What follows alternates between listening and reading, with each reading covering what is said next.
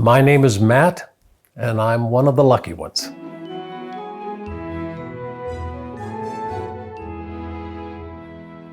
I was lucky to have known my maternal grandmother, Hedwig Schmidt.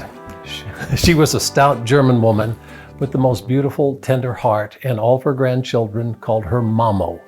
When I think of motherly love, I think of Momo. I think of my grandmother. My mom, God rest her soul, love her to pieces, but she was overwhelmed. My mom and dad divorced, the kids, it was a terrible divorce and tumultuous. She was the only steady hand in all of that. She was always loving. She never took sides. She literally held the family together. Anytime anyone was sick, anytime anyone was in need, whether it was her family, someone from the church, a neighbor. As soon as the neighbor got sick, a pot of chicken and dumplings went over. And as a small child, I spent every second of my life at her house because that's the only place I wanted to be. Every day after school, I could have walked home, which was 2.5 blocks away, or to Momo's house, and I walked to her house.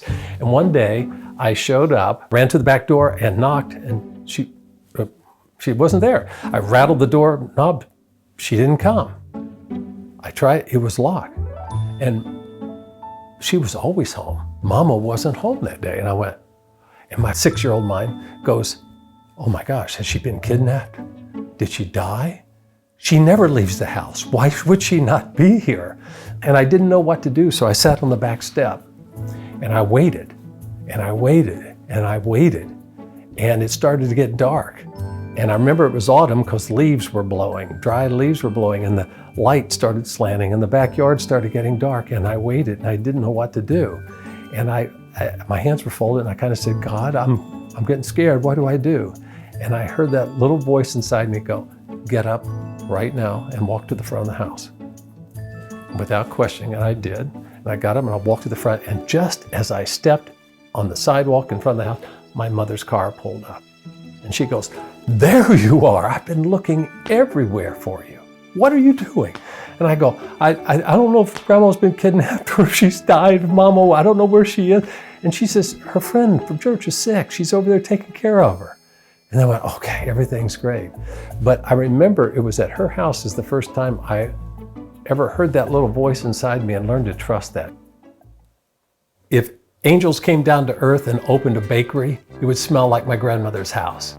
She cooked all the time, and especially baked, and she'd bake these German Kuchens. And I remember her taking my hand and going, now poke it deep, because with those holes is where you drop the butter, the cinnamon, and the sugar, so that when it baked, the dough would kind of spread over that.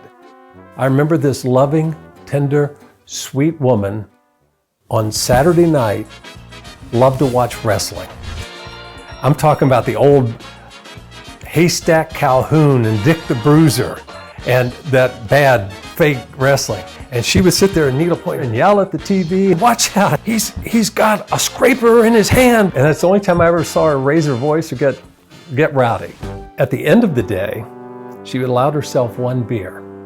And she would pour her beer at the end of the day. And she had a baby mug, a little beer stein that was very small, that was mine.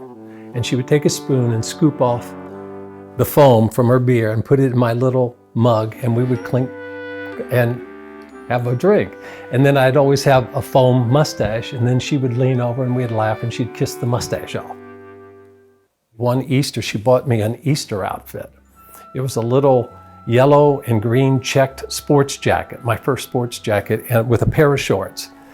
And I remember her taking me into church, and I think she was showing me off. She was kind of parading her grandson in his new Easter jacket. And I remember just sitting in the pew and getting sleepy-eyed, as I always did in church, and falling over and putting my head on her lap.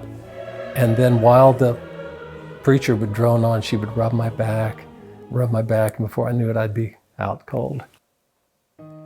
Years later, I got word she had died. My mother calls, and she and her sister had gone to my grandma's house to pack up her belongings, to fold up all of her clothes and donate them. And when they were there, they opened the top drawer of her dresser, and it was her linen drawer.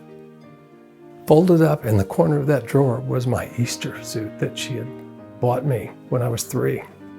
So that every day of her life, when she opened that drawer to get dressed, she would look at that and touch that. How lucky am I that I had this woman in my life, especially as a small child, because her thumbprints are all over my heart. She molded and shaped me. Her thumbprints are there. And I am lucky because I get to carry that woman with me every single day.